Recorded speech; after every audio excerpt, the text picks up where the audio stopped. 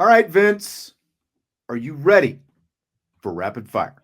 Let's go, baby. Rapid fire on a Right. Wednesday. Here it is. So we talked to Notre Dame wide receiver KK Smith today. He talked about his work this spring. Playing fast, I know the plays, so it's like it's nothing like I'm not being hesitant. I'm just going off the ball. I feel like I'm high pointing really well right now. I need to work on still a couple things, but I mean I feel like I'm high pointing and playing fast right now. I've been itching to get on the field, man, and to be able to showcase what I can do because like I said, I do believe I can play at this level and flourish at this level. And I've been showing that in practice every other day, and I'm trying to get it to where it's consistent and the coaches can rely on me. Same with the quarterbacks. All right, so there you heard KK Smith, Vince. Are we ready to factor Smith into the two deep next fall? No, I'm not ready to do that yet because I haven't seen him do anything. Injury has really derailed his career up to this point, and he's going to have an opportunity, obviously, in the spring with some of these guys out and some of these guys not here yet, and all of those different kinds of things. I want to see it. I want to see him be consistent, and I want to see his speed, and I want to see, his route running and all of those different things. And it's nothing against him specifically, but there's other guys I would put out there before him right now. And so, I got to see it. So I'm not ready to do that just yet. I'm not quite ready yet either. Seeing him this Saturday and seeing him at the Blue Gold game, I think might give us a little bit better idea of where he's developed. But, because like you heard him talking about, like I know what I'm supposed to be doing now and, like all those kind of things. He's going into year 3. So, you're right. Injuries have played a factor into where he is in his development because he did, he missed all of his freshman season and then, was hurt toward the end of last season as well. But he's still got a ways to go, like in terms of the full developmental, aspect of it, I think. Like it sounds like he's just starting to catch up to that. So yeah. I do want to, we haven't seen him this spring because of the limited access that we've had. We haven't seen him go up against an actual DB. I'd like to see that. And hopefully we get an opportunity to do that this Saturday as well as, in the Blue Gold game as well to get kind of a more clear, at least early not early, but just an evaluation of where he is, because like you can say that, okay, it's like, okay, he's running behind Greathouse and Faison and, and those guys right now, but I'd like to see him actually go up against somebody for real. That's something that we haven't been able to see for a while. So Smith was also asked about Notre Dame's top 3 quarterbacks today. Here's his response to that.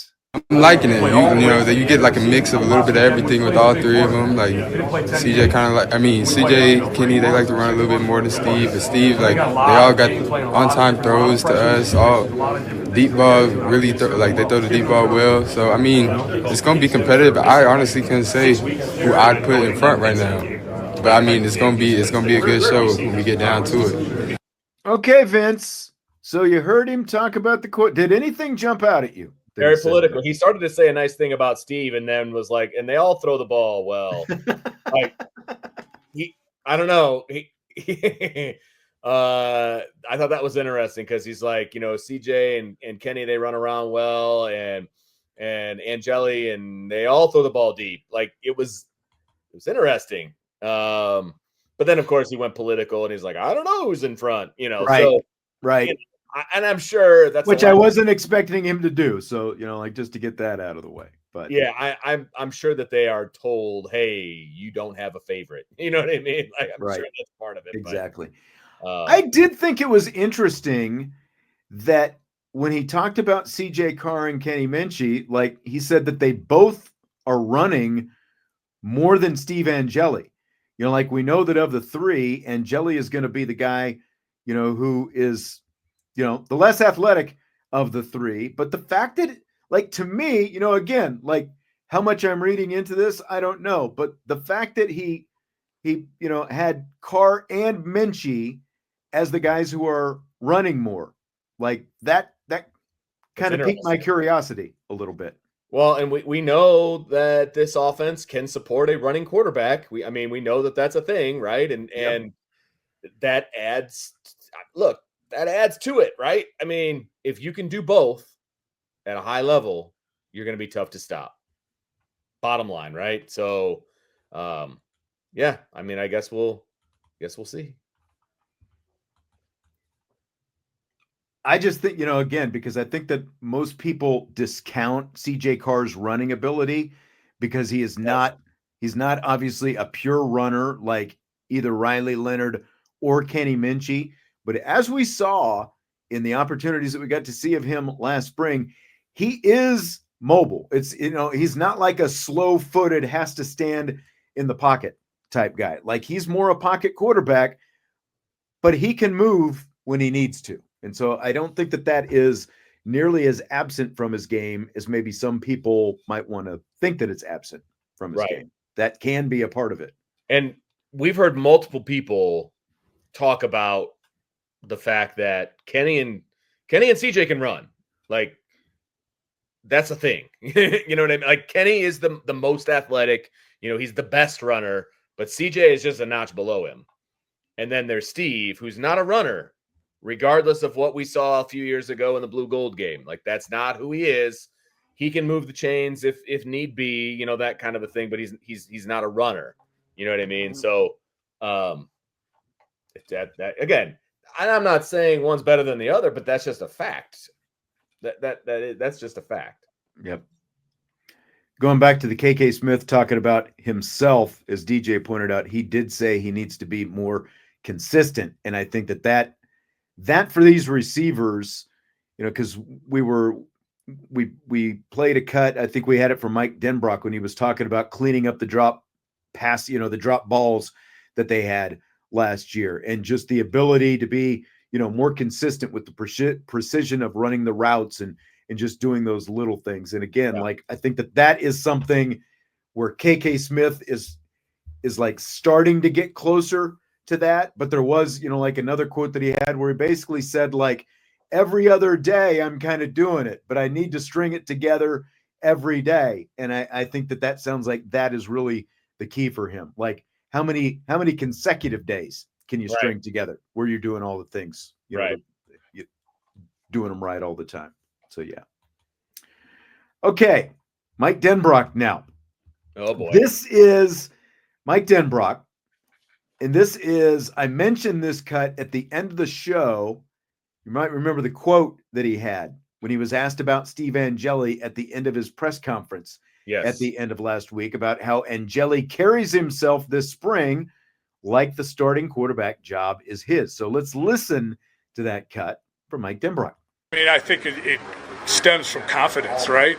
More than anything else. And I think he knows for maybe the first time that he's in a real battle. And really, if you had to, like, say, well, who's got the most experience, which I know you guys love to do on podcasts and radio shows and whatever you're doing, we would have to lean, he's got to be the favorite, you know what I mean, type of thing. So, I mean, I think all those things play into where he's at mentally and saying, you know what, this is my job, and when they give it to me, I'm going to be ready to go. Did you feel like he was talking directly to you, Vince, when he said that? I would love to think that Mike Denbrock is listening to anything I have to say, but I don't think that is the case.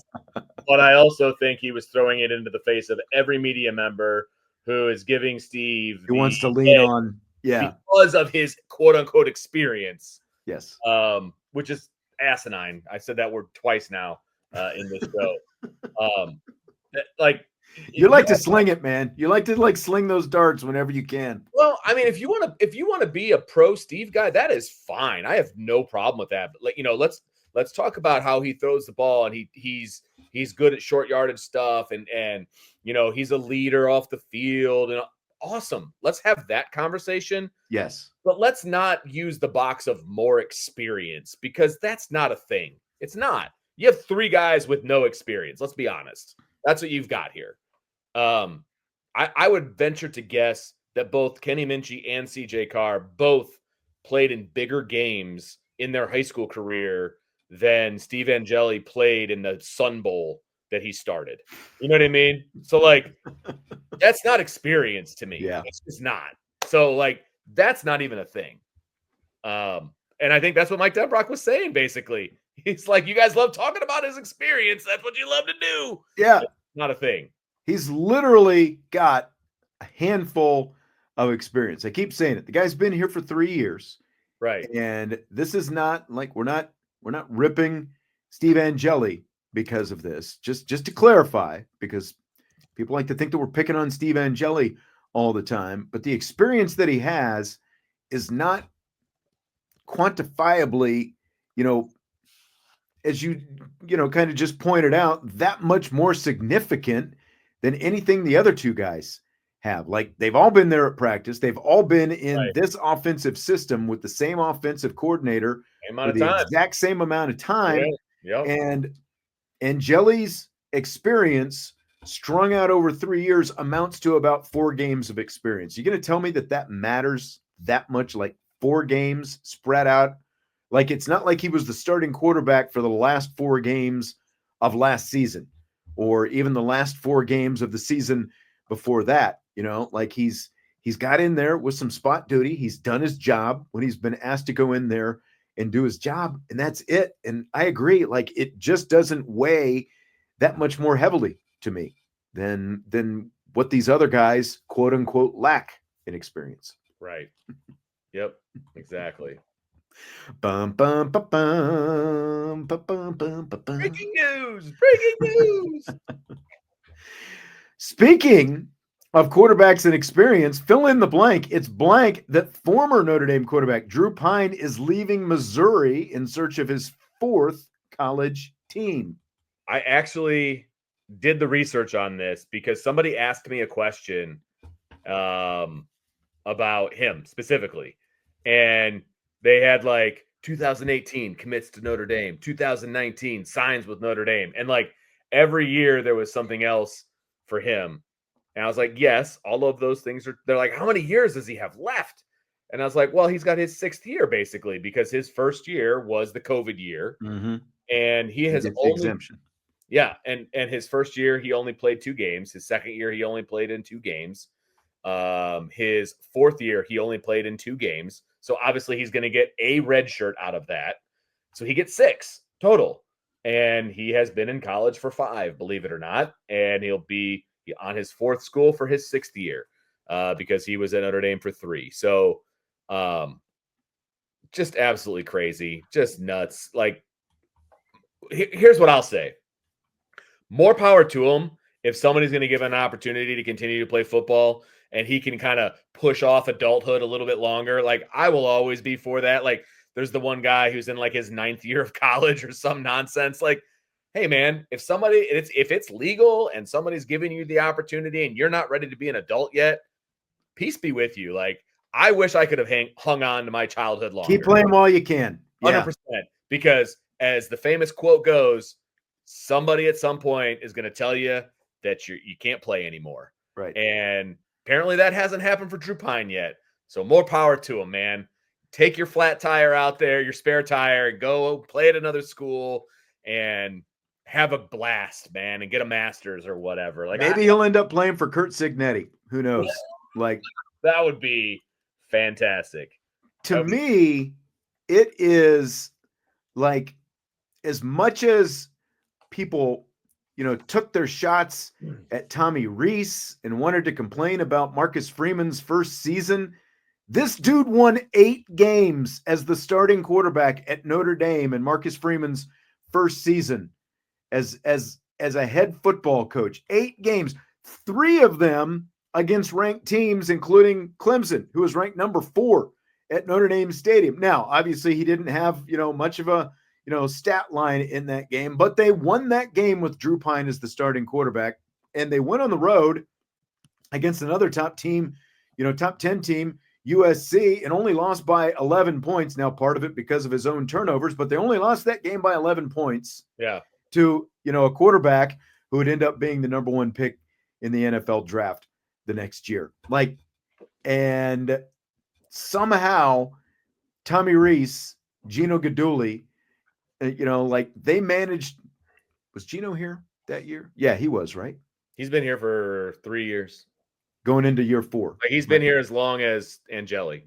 They came in together, I believe. In any case, Tommy Rees figured out a way to win 8 games with Drew Pyne. And you're like, you remember what Drew Pyne looked like and do your effing job and everything else, right? And now You remember. here we are 4 years later looking for another job. So, but I agree. He probably needs to transfer down a level if he really wants a chance to go play someplace. Yeah, he should have done that before. Not look, going to Arizona State is kind of like transferring down a level, but then going to Missouri isn't. So like he needs to go group of 5. He needs to go 1AA and go have a ball game. You know what I mean? Go have a season. No problem. Patrick doesn't like your Angeli take. That's okay. He says, I love you, but that's such a bad take. The mental prep to be QB2, love you guys, but disappointed by such a naive take. High school game more than a bowl game? Question mark. Hey, that I was being a little sarcastic when I said that. So I will give you that one, my man, Patrick. I will give you that. That's fine. I was being sarcastic. But if we're gonna give him that one game, let's give him the one game, his one start. Is that really the tipping of the scale for experience over the other 2 guys? I don't think it is.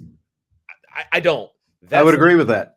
That's not enough for me. One start is not enough. And one drive against Penn State and one start against, in the Sun Bowl against half a team, that's not enough to say that he's got all this experience.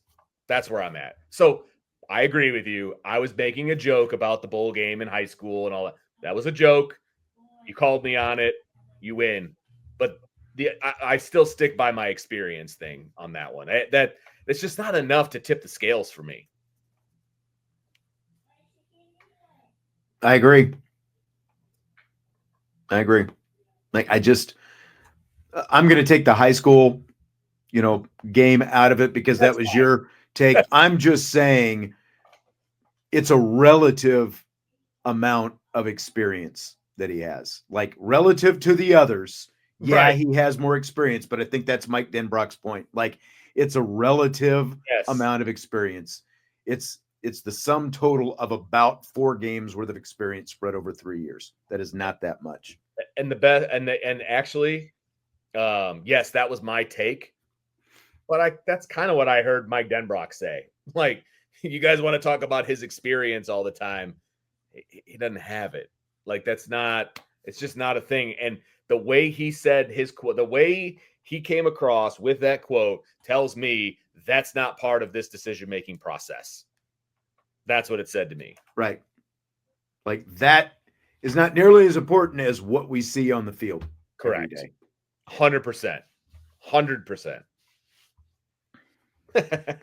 Patrick's back. Let's throw Patrick back up here. He says, I hear you guys. Good retort. Thanks for the engagement. Convinced. Yeah, it's all it took. Yes.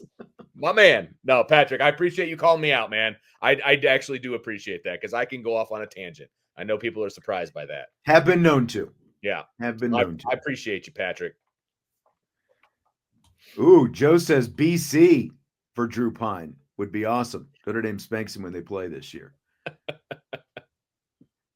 Oh, it's little brother. No comment on BC. Let's see. Are there any other spots like on Notre Dame's, like any Notre Dame opponents that he could end up with potentially? Great question. Let's see. Miami, no. A&M, no. Purdue? That's a pot. Well, maybe. Yeah, maybe. Arkansas, probably a no. Boise State, no. NC State? I don't know what their quarterback Not situation. Sure off the top. Actually, hang on just a second. I just saw something. Stanford's definitely one. It's like a mass exodus at Stanford. CJ Bailey. I made like a little spreadsheet for some of Notre Dame's opponents with the quarterback situation. CJ Bailey. Purdue. Barry Odom brought in 3 transfers. So they're already full, including Malachi Singleton. Pittsburgh, it looks like Eric Holstein. Let's see. What about Stanford? That's what I was just looking at. Stanford.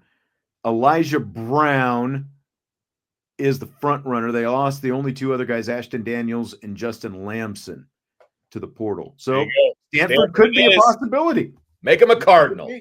Yeah. Well, we know he can handle the academics there, unless he forgot what Notre Dame was about when he was at Arizona State and Missouri. Hey, Stanford, let's go. Stanford. B. Feeder says too slow for Navy. Yeah, and that whole, like military aspect of it as well, 6 years down the road might also kind of disqualify him at this point. So, all right, CBS college football analyst Gary Danielson announced he's going to retire after this upcoming season, and Charles Davis is going to take his place in the #1 college football booth along with Brad Nessler. Scale of 1 to 10, how much you going to miss Gary Danielson? I think like an 8. I think Gary Danielson's solid. I like listening to Gary Danielson. He's a pro. So I would put like the 7-8 range. I think he's really, really good. I think I'll miss him. I put it at a 5. I think they did the Purdue game and the USC game for Notre Dame last year.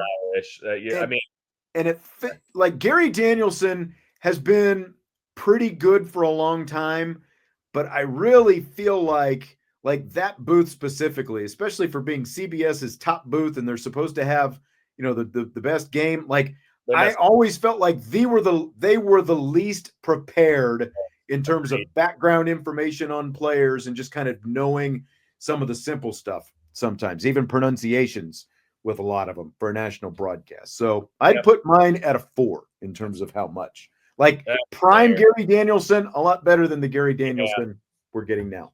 Yeah, you convinced me. I'm with you. I forgot about that, to be honest with you. That was a train wreck is what that was. That was an absolute train wreck, and I was embarrassed for them.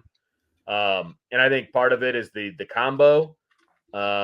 It's like when you've got a teacher who lets kids slide and all of those other things, and the kids are just like, they're just there.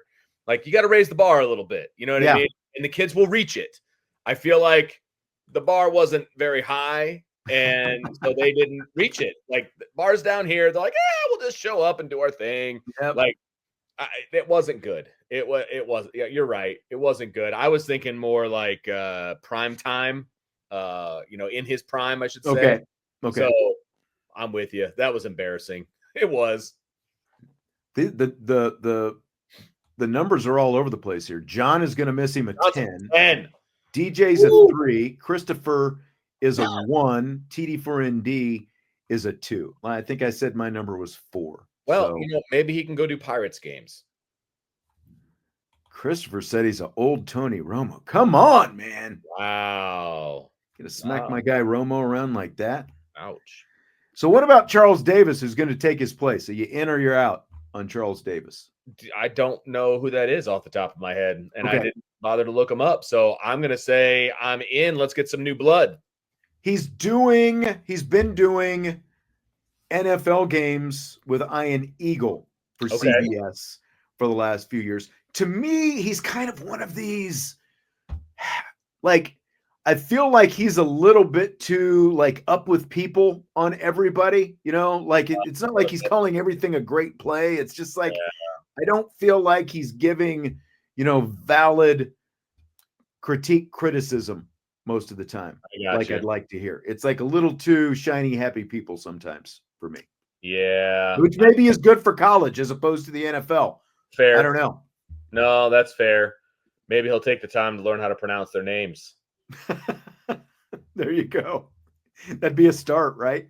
And I mean, you're talking, what was most embarrassing is you're talking about a team like Notre Dame. Like, it's not like this group of 5 team that you've never heard of. Like, some of the names you just know without even. You're not doing a MAC game. You're doing Notre Dame. Yes. And they just didn't know some of the easy storylines following this team. And I realize we follow the team every day and we know all the storylines and we feel like everybody should know those, but there's some big ones. You know what I mean? Like, I want to say that they messed up on Charles Jagasaw and how he was the original starting left tackle. Like, they didn't have any idea that was the case. It was just this guy off the bench and he's out here doing work. you know, like and just butchering names and it's ugly. Fill in the blank. Coastal Carolina has announced all concessions will be free at home football games this season. Fans can get 4 items on each trip to the concession stand with no limit on the number of visits that you can make each game. And this is blank. Great for fans, a real boneheaded move by administration because they are going to lose so much money. That's what I'm wondering. Like, are you going to jack up ticket prices? Like, you're going to raise prices like $20-$30 a pop? Like, I mean, that is like, or do they hope to sell more tickets by doing this? maybe You've got to offset at some point because that's like one, you've got to pay the concession stand people. So you're going to be paying concession stand people for giving away food and drinks, basically. And like 4 items per round. you can just keep going back. Yeah, you can like get your 4 things, go hand it off to your kids, and then jump right back in line and get 4 more. Which I would do if I was going to you would. games. Like, yeah, I would take my whole family. Like, okay, we're going to get dinner at the football game. Let's go.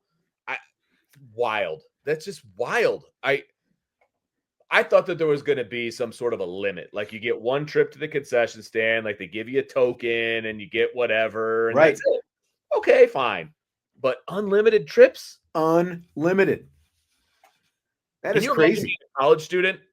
Oh, I know. Getting your, because like, Notre Dame college, Notre Dame students get a severely discounted ticket to go to Notre Dame games. You know what I mean? Yeah. Can you imagine getting your severely discounted student ticket to go to games and you're just loading up on the food and drink? I know. Just I know. unbelievable to me. John says he'd spend the entire game at the concession stand. I think a lot of people would. Like, I mean, oh my God. pay for your ticket and just, it's like, hey, go eat for free the rest of the day. It's like going to the buffet. Do they sell alcohol? That's what I was wondering. Like if you're giving, you can't, surely they're not giving away beer. Like, I can't imagine. They can't be. Because one, I don't even think you're allowed to do. As I say, I don't think that's legal. Yeah. Yeah. And that, and that's like beer and soda, and water for that. Basically anything that you drink is the biggest markup in the whole thing, yes. If it comes out of a fountain. So yes, absolutely correct. Yeah, that's going to be, I'm very curious to see where that go. We need to keep tabs on this particular story and see where this goes, because if beer is included, you're going to have some really drunk people and you're going to have some disorderly conduct situations at games. And that's going to be a problem. Ryan says lines will be insane. I agree with that. Joe says there's no way to offset. They'll be spending more money to have food delivered. And that's the thing. Like, even I have no idea what their attendance was, but let's say it was like 30,000 a game and you up it to 50,000 per game. Like every game, like 7 games basically, or 6 games, however many you get at that, because like you're probably going to have to go, like on the road and get a couple, payday games and that kind of thing. Sure. Since you're Coastal Carolina, so you're not going to have as many home games as Notre Dame, for example. But even at 6 games, you up it like that. I just like you're just giving away all that food. Like I said, you're paying the concession stand workers. You got to pay to have the food delivered. You got to pay to have it, prepared and all that stuff. I don't see how they're going to make any profit out of this, but everybody's talking about them, I guess. They're definitely talking about it. So the average attendance at Coastal Carolina football games, by the way, was 21,415. Okay. So there's your answer why they're trying to do it, to try to probably get closer to 40,000 if they can. And I wonder what the capacity is of the. Brian is saying 21,000 capacity. So. Oh, really? If that's the capacity, then you're not even like 21,000. So they're already filling it up, and they're going to give away free food. Wow. Okay. What's the incentive? I don't know. I don't get what they're doing. I don't get the sense. Get the business model here. I don't think you have to be a math major to figure this out. John Stires, you need to get somebody from the Coastal Carolina ticket, whatever. Whoever's making these decisions, we need them on the show. I need to know where this is coming from, because they're selling out games. What's happening? What's going on? We need to take the RV down there for a game. I think you're right. Hang out by the beach out there in Myrtle Beach. Let's go. Do it up. And get as much food as we want, apparently. Like, Yeah. What's the benefit of sitting in the press box? I was going to say, you could go as a fan to a Coastal Carolina game and get more free food than you're getting in the press box. Probably true, actually. Yeah. Probably don't run out of ice before the game either. So some sad news today, Vince. Oh, this was sad. I know. Val Kilmer has died after a long battle with cancer. My question to you, what is Val Kilmer's most iconic movie role? Well, there's two answers to this. I think we're probably going to have the same answer then. Yeah. There, in my opinion, there's two answers to this, but for me, it's Iceman. It's got to be Iceman, right? It just is. I know his Doc Holliday is also very iconic. I'm your Huckleberry. Yeah, I'm your Huckleberry. That's probably his most famous quote, as an actor. And he did an amazing job. But for me, in Veritas Vetus. I mean, and I've seen Tombstone like once or twice. You know what really? I mean? Yeah. I've seen At least you've seen it. At least you've seen it. Okay, so I have seen it, and he did a good job in it. But it's Top Gun, man. Like, it's Iceman. He will always be Iceman to me. Always. Always. It's DK says Real Genius. I barely remembered he was in Real Genius, but like it's got to be Iceman, like with the whole, the teeth and the, when he's, in the locker room and he's like, yeah, Maverick. We all loved Goose. Yeah,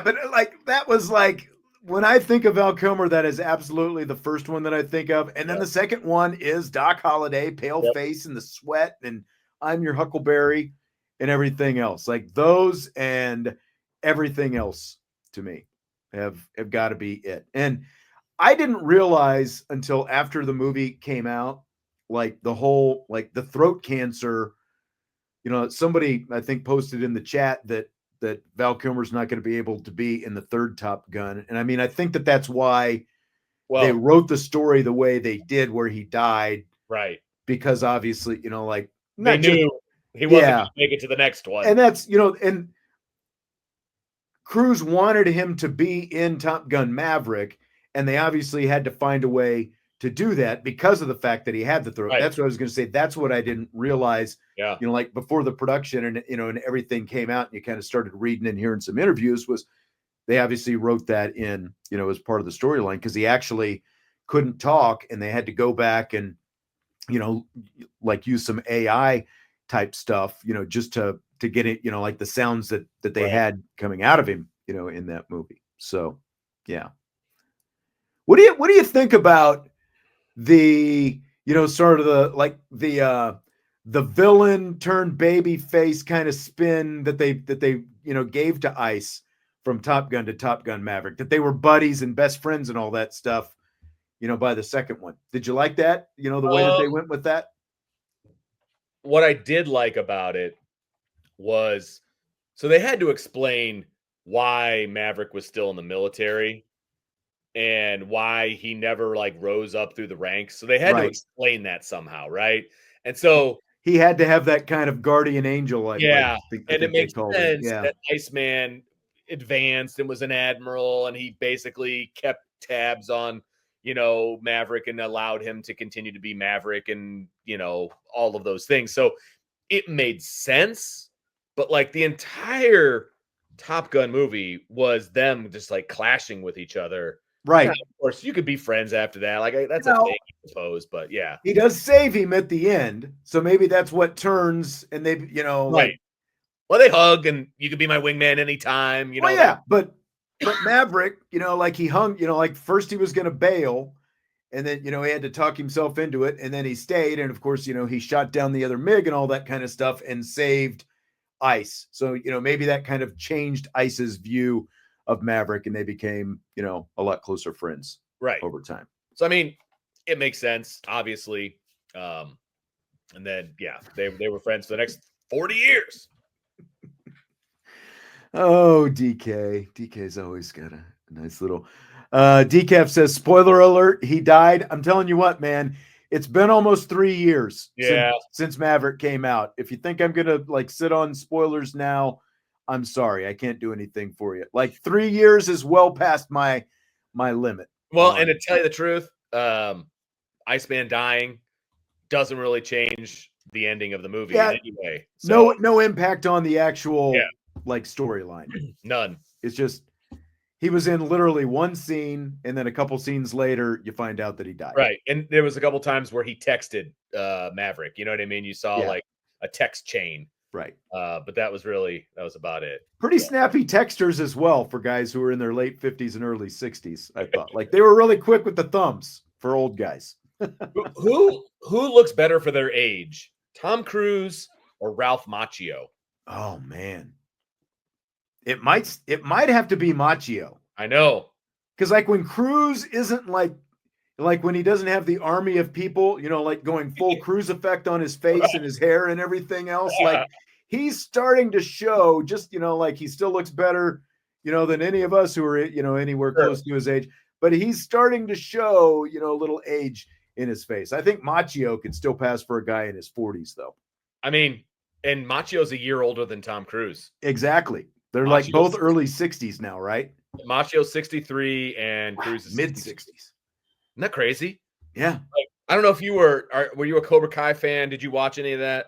I watched the first few seasons. Like I stopped, you know, I think we watched at least the first 3 seasons, and then it felt like they were really doing some, you know, gymnastics to kind of make the storylines, you know, kind of continue to work. And so we kind of tapered off a little bit. But I watched it for the last season. Is fantastic, by the way. Until the second guy, like the second bad guy, or, you know, came back, you know, like whoever that was from the original dojo or whatever. What's his name? Well, wait, are you talking about the not Johnny, but like the guy that was Johnny's? Kreese, John Kreese. Kreese. No, not Kreese. Kreese was the guy who ran the original dojo, right? Yes. Who was the rich guy who came back, and it was like, you keep saying his name while I'm talking. I can't hear you. Silver. Thank you. You're welcome. You're like, I can see your lips move. Okay. Yeah, it's Silver. The last season, because I agree with you, it kind of took a little bit of a dip, but I was already invested, so I was watching all of them. The last season is excelente. I would suggest that you watch the last season. Okay. And the way it wrapped up was... Did they call it the last season? So like it was yeah, officially the last season kind of thing? It's definitely done, yes. Would I miss any of the storyline like in the seasons that I missed? I think you probably could figure it out. You're okay. a pretty smart guy. I don't think it would be much of an issue for you. There was some back and forth and conflict and like the, you know, like couple people dated some drama people and, you know, like that kind of a thing. Yeah, it's fine. I would say they probably have, because it's on Netflix, obviously, they probably have like a season like recap, you know, at the beginning of of the next season. Probably would be fine doing that. Gotcha. All right. Well, rest in peace, Val Kilmer. Yeah, man. That's where all this started. Saw that. Yep. That's how I started my day today, was learning about Val Kilmer. That was, yep. I think that's the first thing I found out when I got up today, too. That was sad. When I opened up the phone. All right. Well, that's going to do it for today. Appreciate you being here. Appreciate the questions in the mailbag. We've got plenty more coming up over the next couple of days. We had some assistant coach media opportunities today, so we'll have some of that we'll play for you and talk about over the next couple of days. And I believe we have something. Do we have something on Friday, or is it just Saturday practice? I'm trying to remember what all this looks like. That's a great question. I think. Let me see if we've got time here. Does it matter right now? Here we go. So, what is today? Today is the second. We do. We have a couple. We have some coaches and players Friday morning. Then we're supposed to get to watch the practice on Saturday, and then we'll have Marcus Freeman after the. One of these days, the specialists are coming out. What day is that? That would be Friday because Marty Biaggi. There you go. Because we have zero media next week. There's no media availabilities next week. It's Saturday. There's a practice this Saturday, and then the Blue Gold game is a week from Saturday, and nothing in between. So, all right, there you go. Spring is winding down, man. It is winding down. Appreciate you, one and all. Hit the like button before you leave, and we will talk to you tomorrow on IB Nation Sports Talk.